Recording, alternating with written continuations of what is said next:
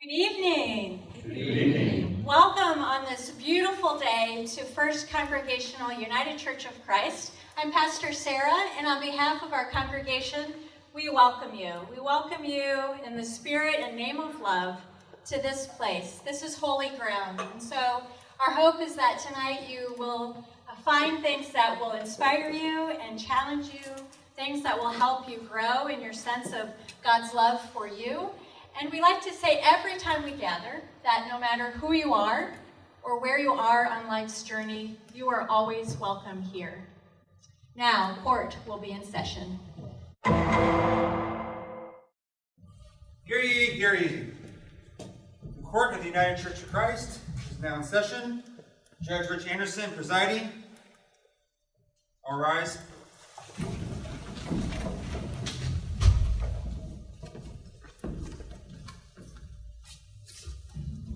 Be seated.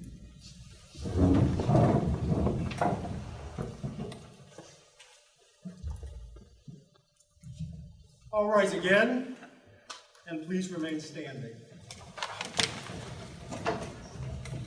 This is my court. We will follow protocol. Be seated. Now then, the plaintiff, representing the sole truth of the Bible, is accusing the defendant, the LGBTQAIP community of sin.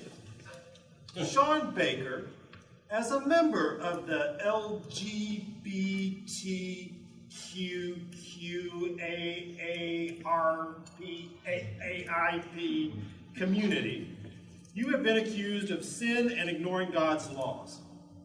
How do you plead?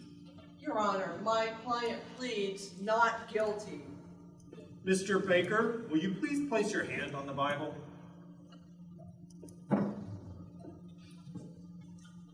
Hey, watch it, buddy! No, Mr. Baker. Keep your hands to yourself. This Bible. Do you solemnly swear that the evidence that you are about to present is the truth, the whole truth, and nothing but the truth? So help you God. I do. Please be seated. The court will now entertain preliminary motions.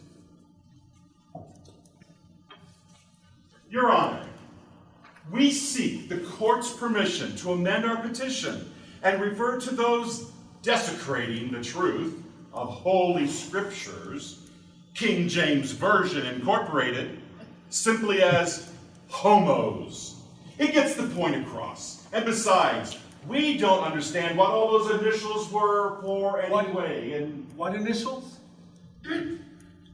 GLBTTQQAAIP, as stated on page 1, paragraph 1, and throughout the documents. And what do they refer to? I really don't know. It was something I found in an academic journal. Defense counsel, do you know what they mean? Well, actually not all of them, Your Honor, not without looking them up. But this is not our motion. Our motion is this. We petition to dismiss all charges. Denied. Clerk, do we have the meaning of those initials on record somewhere? Gay, lesbian, bisexual, transgendered, transsexual, queer questioning, intersexual, asexual, ally, or pansexual, I believe. Is that the same as LGBTQQAIP? I don't know. And I don't know what LGBT squared, Q squared, A squared, IP stands for neither. I think they're the same, but I can't say for sure. Any objections, counselor? Well, yes, Your Honor. Homo is a pejorative term. And we would argue that it's important to grant both recognition and rights to all sexual minorities, no matter how small they might be. So we have to say GLBTQQA A-I-P every time there is a motion? Well, that would be best, Your Honor. That would be crazy. Not in my court. Pick a word, counselor. One word to refer to your client. Okay, we'll go with queer. Because queer is now a symbol of strength. And we intend to queer the truth. Objection! Sustained. We will use the word but reject the definition. There will be no queering of truth to my court. Representation for the sole truth of the Bible, please present your opening argument. Gladly. There are numerous scriptures in the Bible that warn of homosexual behavior. It's sin against God, and it's punishment. We are prepared to present these passages as clobbering proof that the queer community is living in sin.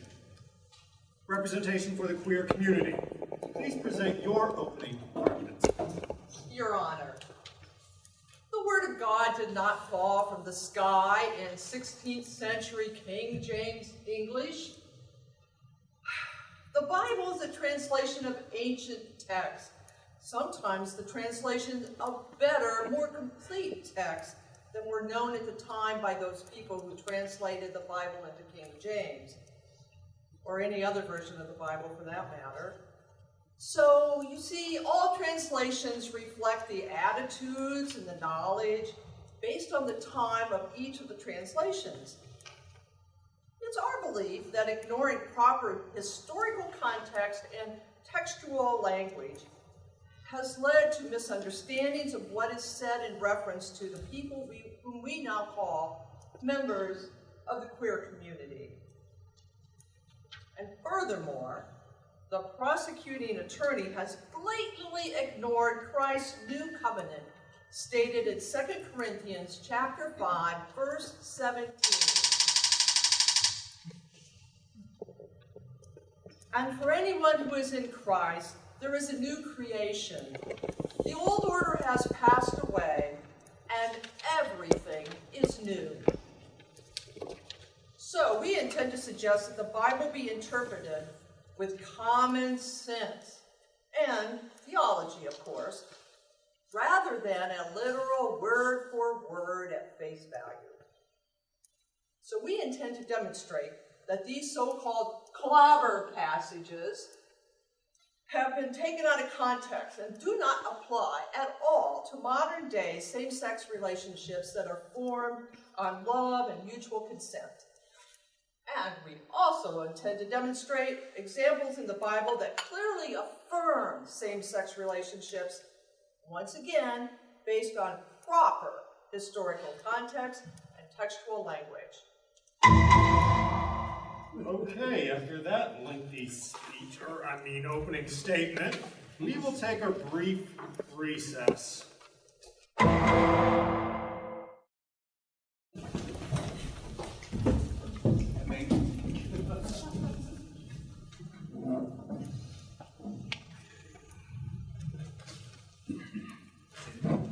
Please be seated. Okay, now, where were we? Plaintiff, please present your first piece of evidence. Certainly, Your Honor. Back in the very first book of the Bible, Genesis 19 to be exact, we find the story of Sodom and Gomorrah. We've all heard it. Two strangers entered the city, stayed at the home of a man named Lot. The men of the city learned of this and demanded that they be brought outside so they could know the two strangers. As you may know, the word know in the context of this passage means sexual intercourse. Anyway, Lot pleaded with the men to not do this and even offered his daughters instead. But the men persisted. They were struck with blindness and warned that God would destroy the city for its wickedness. Defense counsel, do you have any witness to bring to this evidence? Why, yes we do. Most of the ancient references to Sodom and Gomorrah refer to its sin as being inhospitality, the violation of sacred guest rights. The application of homosexuality to the text is late and outside of the Bible. Why would Lot offer his daughters to the mob if this was a homosexual mob? That goes against common sense. If it is indeed a story about homosexuality, it is a story of humiliation, hatred, and fear. In ancient times, it was very common for soldiers to use rape to humiliate their enemies. At that time, women were considered lower class, so to treat their prisoners like women would have given the soldiers power over their enemies. Now, suppose for a moment that these two strangers, who actually were angels, by the way, well, what if they were women, and yet the story was exactly the same? Would we look upon this passage as condemnation of heterosexuality? No, of course not. We would see the sin of Sodom for what it was, sexual violation and fear that caused the mob mentality. Objection. Supposition. Thank you. Well, furthermore, Just because it's the same word. Furthermore, we would like to point out that many authors of the Bible have also interpreted this story the way we have presented it. And to submit proof to this fact, we offer Ezekiel chapter 16, verses 49. Clerk, if you will.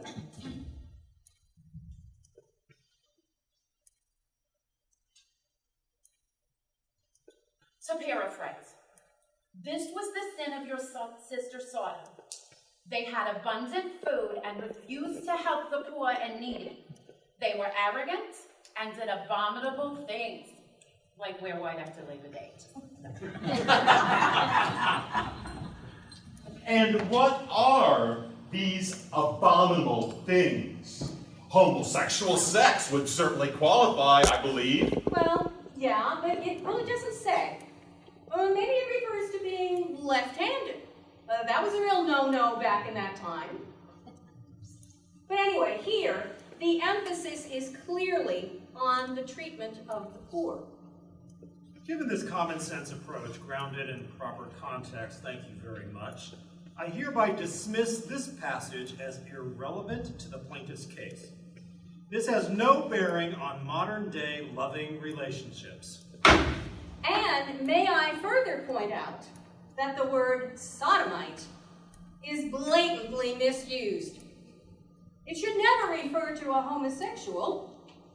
Given this evidence, the true sodomites are those who are haughty, don't take care of the poor, and exclude members of society. In short, anyone who excludes a member of the queer community is the true sodomite. Next piece of evidence. Yes. Over here in Jude, Jude 7 also mentions Sodom and Gomorrah and their practice of fornication and going after strange flesh. Homosexuality is not only strange, but unnatural. Clearly, this is a condemnation of homosexual sex. Counselor? Strange flesh is a reference to Genesis chapter 6, verses 1 through 4, where male angels were living on earth and had sex with women. This passage in Jude is not about homosexual sex between humans, but it is about general promiscuity among angels and among human men and women. Well, this next one is a really powerful statement. It says that if a man lies with another man as he would with a woman, it is an abomination. Counsel for the defense, what is your response? Well, first of all, this portion of Leviticus is known as the Holiness Code. It's a set of laws that were put together to guide the Israelites against doing what the Egyptians and the Canaanites did, such as worship a goddess of love and fertility called Ishtar. It's not about what we're talking about. We're talking about loving and consensual relationships. And second, this is precisely the kind of law that Paul declares that Christians are freed from. Paul doesn't say that we are free from some of the laws. Paul says in Romans 3:8, "For we hold that a person is justified by faith, apart from works prescribed by the law." Prosecutor? Yes, sure. Paul might say that. Sure, I agree. However, in Acts, there is also a list of laws that need to be kept, and things sexual were expected to be pure, even for Gentile pagans. Well, we eat rare meat, don't we? The English eat blood pudding, don't they? And we used to eat chickens that had had their necks broken, strangled if you will, before their heads were cut off. Strange laws, right? Well, these are all laws laid out in Leviticus, but we don't expect anyone to follow those laws today. And we will see later in Acts that Acts gives an important witness for the queer community.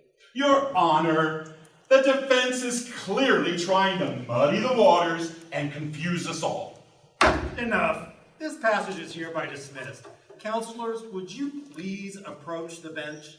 Mr. Cook, you seem pretty worked up over this. Is there a problem? Your Honor, I apologize. But based upon my religious background and beliefs, I have some very strong feelings about all of this. Please explain it if you feel this is important. Thank you. As a Christian, I believe that we all sin and were forgiven by the grace of God through Jesus Christ. I have seen in the news numerous stories of deviant and criminal behavior by homosexuals, stories of rape and child molestation. I pray for those lost souls and have sincere concern for their eternal life.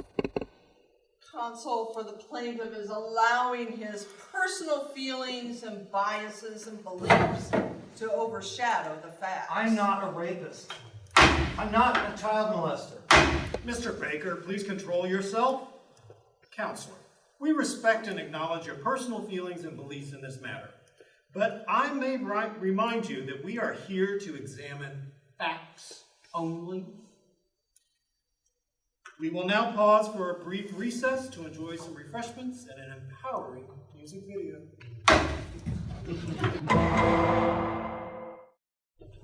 All rise. And dance a little if you also want.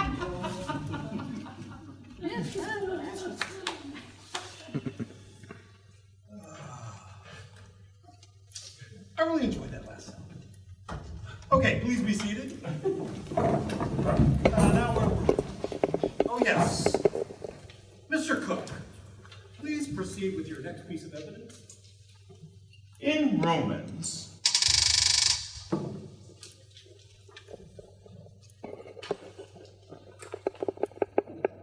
Romans 1, chapters 21 through 28, Paul writes that people were worshiping idols and other gods. Women were having unnatural sex, and men gave up natural sex for unnatural sex. But what is Paul talking about? I haven't finished yet. Unnatural sex with other men. But Paul's not talking about that.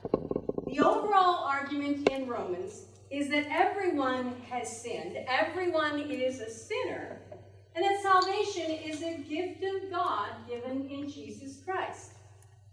The words that Paul uses reflect the words used to describe pederasty, an accepted practice in the Greco-Roman world of sexual relationships between men and boys, not the practice of the queer community today. But it says that homosexuality is unnatural. They were straight men giving up natural sex, which for them is with a woman. A straight man having sex with another man, well, for him, that is unnatural. But for a gay man, it is not.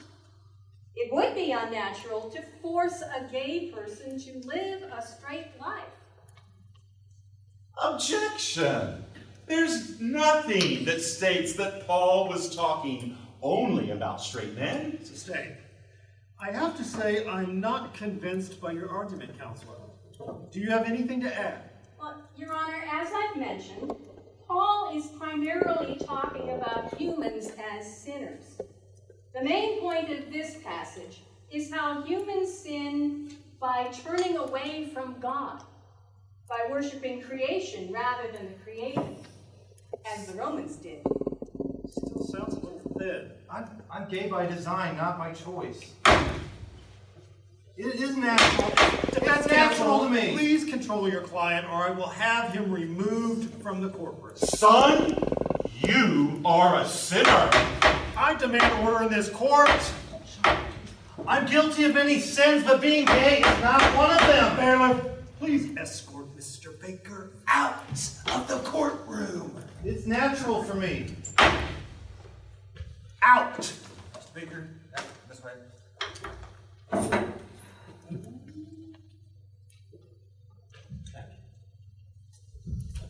Counselor for the defense, please instruct your client that if he can control himself, he may be welcome back in my court after the next recess.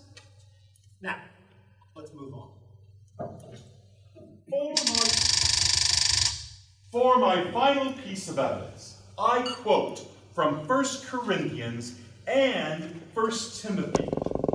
Know ye not that the unrighteous shall not inherit the kingdom of God? Be not deceived. Neither fornicators, nor idolaters, nor adulterers, nor effeminate, nor abusers of themselves with mankind. Some translations even say homosexual offender. Counselor?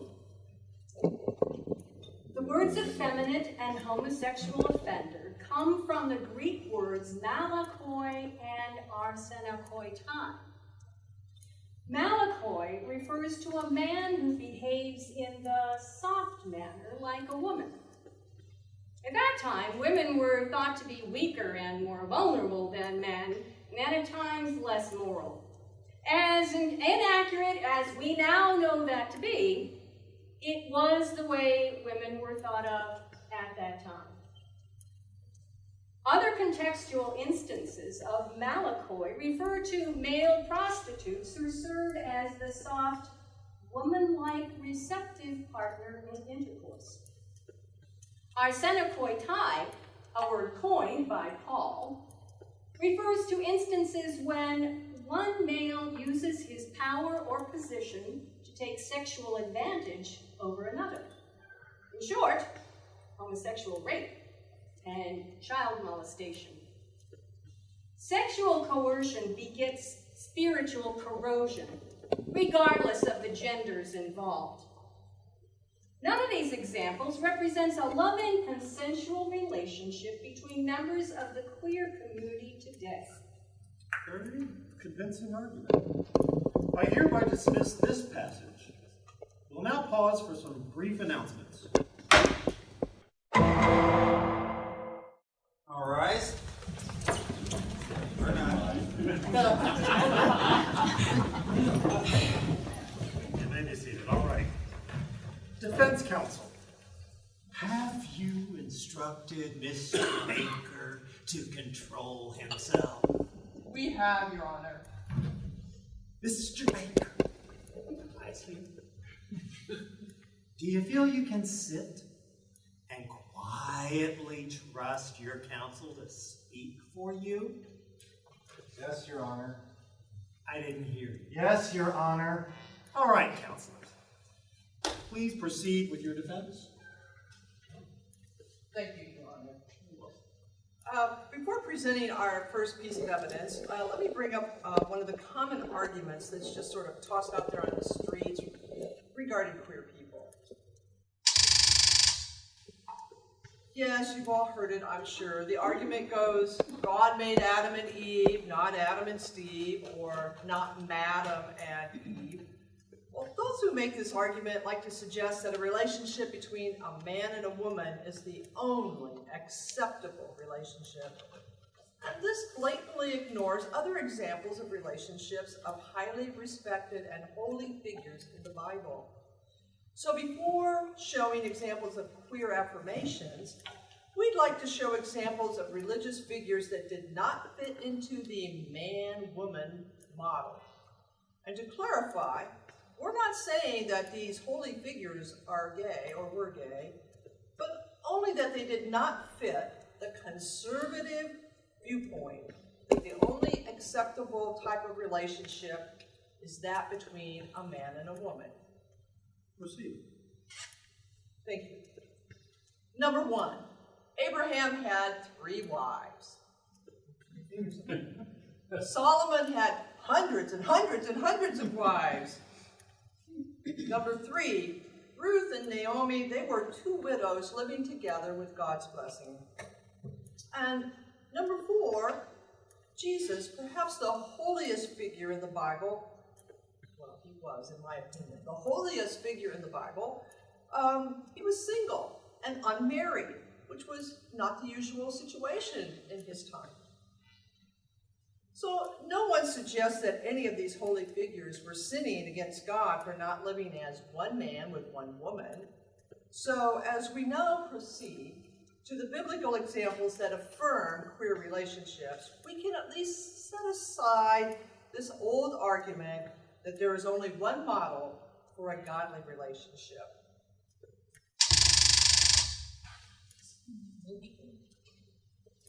Clerk, if you will.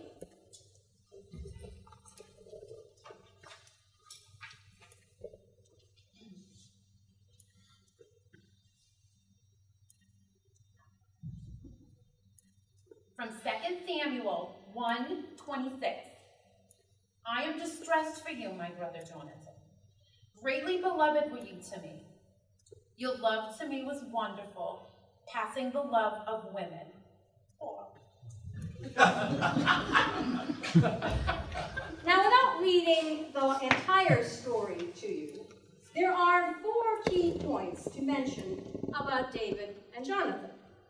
Number 1, when Jonathan and David first met, Jonathan said he loved David as his own soul and gave him his most prized possession. Now, no one did that for just any friend in those ancient times. Number 2, Jonathan's father uses language of sex and shame when he berates their relationship in a rage. Number 3, we witness their passionate, tearful goodbye, and they remind each other of their eternal covenant. And number 4, the author of this story felt no need to explain away the relationship by saying something like, well, this may look like a love story, but really no hanky-panky happened. No. When King Saul assumed their relationship was more than friendship, the author left his berating comments in the scripture. Objection! These facts are not in evidence. While they may sound like a convincing argument, nowhere in the Bible does it say Jonathan and David are gay. But the evidence is pretty compelling. But I'll throw you a bone and suggest that, well, if they were not gay, the evidence still proves that God accepted their relationship. The author in Samuel did not condemn the relationship between Jonathan and David for not fitting into the one man, one woman argument. The court finds the evidence compelling that man-woman relationship is not the only type of relationship acceptable to God. Thank you, Your Honor. Proceed. Well, before proceeding, we need to give you a quick clarification as to what a eunuch is. Now, eunuchs have been constantly referred to as simply castrated males, but there's a lot more to it than that.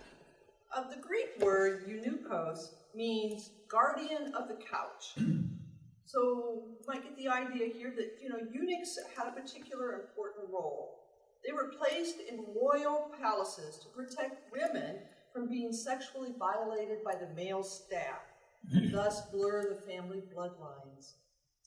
The women traditionally slept in their own chambers, so it was important that a eunuch be present. Now, not just anyone could serve as a eunuch.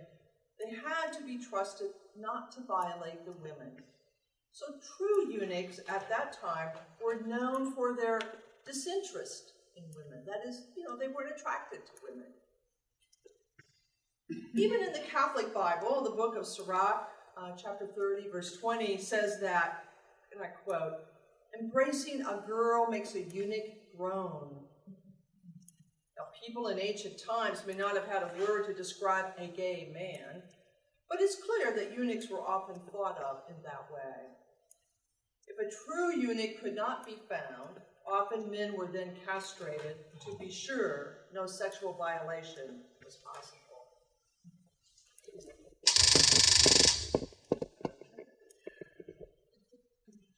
So now we move to the book of Acts, where an Ethiopian eunuch, a class of men generally associated with homosexuality, asked Philip if there was anything at all that would prevent him from being baptized. And without a second thought, Philip didn't hesitate. He baptized the eunuch. Objection! We don't really know if this eunuch was gay or simply just castrated. Sustained. Well, whether the eunuch was gay or not is not really the point. Having known this man was a eunuch, Philip would have already associated him with a class of people generally known for being gay. The fact that Philip baptized the eunuch with no conditions, he did that, and he did not say, well, first you got to give up and promise to leave your homosexual ways. There was no condition. Philip knew that Jesus accepted the eunuch the way that he was, and he felt no need to fix him before he baptized him. Evidence accepted. Proceed.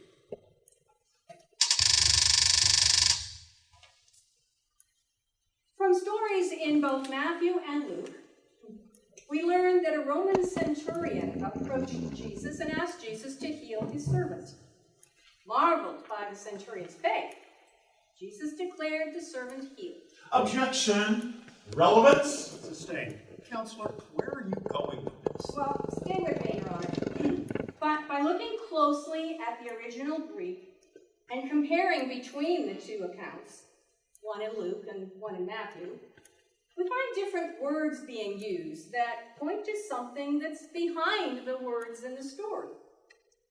The Greek word "pais" means boy, or could also mean son. Luke said that this "pais" was the centurion's antimos doulos, or honored slave. Doulos, or slave, was never used to describe someone's son. So, we have three words to piece together in proper context: boy, slave, and honored. Now, it is plausible to argue that this was the centurion's male lover whom Jesus healed. And Jesus did not say, well, I'll heal your antimos doulos only if you promise to halt your homosexuality. Again, there was no condition. He simply healed him. Evidence accepted. Proceed.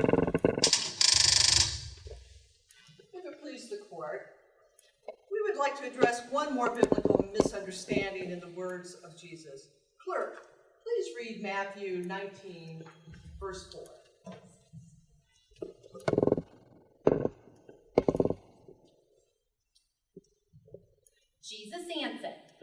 Have you not read that the one who made them at the beginning made them male and female, and said, for this reason, a man shall leave his father and mother, and be joined to his wife, and the two will become one flesh? Therefore, what God has joined together, let no one separate. See, even Jesus said that God intends man and woman relationships. Counselors, we've already covered this earlier. But if we read the full passage, we learn that the disciples were upset by Jesus' strict teaching on divorce, and say that if divorce is not a godly option, then perhaps it's best for a man not to marry. Jesus then says in verses 11 and 12, not everyone can accept this teaching, but only those to whom it applies. For there are eunuchs who have been so from birth, and there are eunuchs who have been made eunuchs by others, and there are eunuchs who have made themselves eunuchs for the sake of the kingdom of heaven. Let anyone accept this who can. So did you hear that? Right out of Jesus' mouth, he proclaimed the existence of eunuchs who were born that way, and he offered no condemnation. Defense counsel, your arguments have been quite convincing. I believe I am almost ready to make my ruling. I do have one question, however. And what's that, Your Honor? Why is the LGBTQ associated with the rainbow? I may be able to answer that, Judge. From Genesis 9:16. Whenever the rainbow appears in the clouds, I will see it and remember the everlasting covenant between God and all living creatures of every kind on the earth. So, there.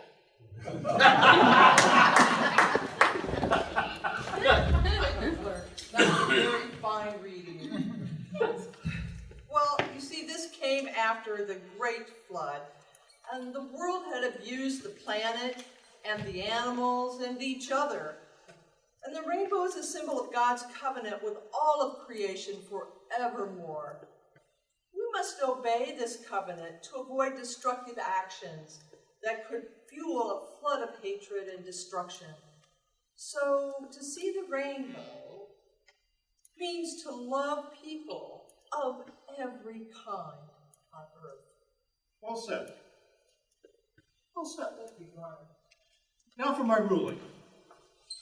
Both the prosecutor and the counsel for the defense have made cogent, and I would say passionate, arguments in the matter before this court. However, I find that defense counsel's evidence has been most grounded in theology and historical context, and ultimately makes the most common sense.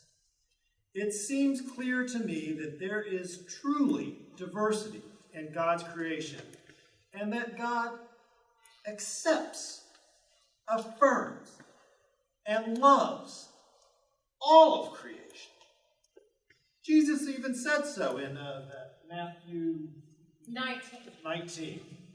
Therefore, it is my ruling that God affirms the queer community. Mr. Baker, you are free to go in peace and love. Case closed.